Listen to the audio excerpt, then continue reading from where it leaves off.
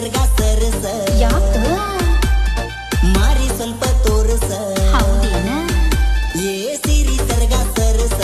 ಮಾರಿ ಸ್ವಲ್ಪ ತೋರಸ ಯಾರು ಇಲ್ಲದಾಗ ನನ್ನ ಕರಸ ಎಷ್ಟ ಬೇಕಷ್ಟ ಆಡೂನು ಸರಸ ಹುಟ್ಟಿರ ಹುಟ್ಟಲಿ ಗಂಡ ಕೂಸ